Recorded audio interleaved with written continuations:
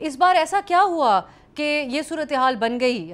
جو drainage system ہے اس کی کیپیسٹی بڑھانا بھی حکومت کا کام تھا، جس کو آپ جواز کے طور پہ پیش کر رہے ہیں، جبکہ بارش کی پیش گوئی بھی ہوئی تھی، اور جیسا کہ ہم نے حوالہ دیا میڈیا رپورٹس کا، وہ یہ کہتی ہے کہ نالوں کی صفائی نہیں ہوئی۔ کیا وجہ ہے کہ سندھ حکومت نے پیشگی اقدامات نہیں کیے؟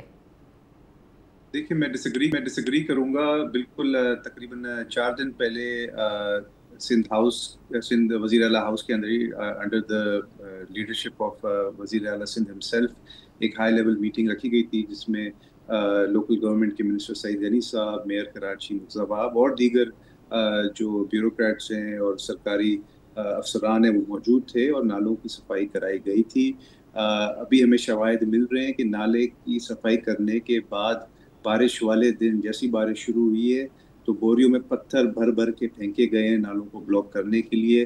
یہ ہمیشہ ہر دفعہ ہم دیکھتے ہیں سازش ہوتی ہے پیپلز پارٹی کی سندھ حکومت کے خلاف۔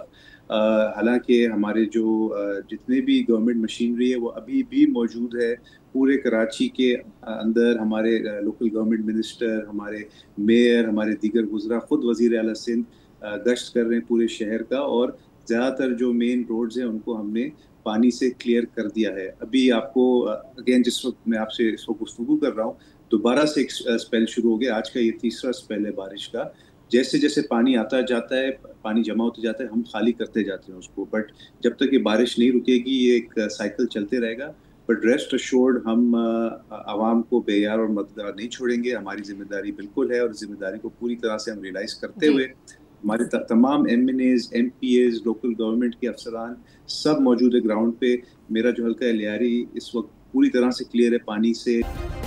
سبسکرائب کریں اور بیل دبائیں تاکہ کوئی خبر رہ نہ جائے۔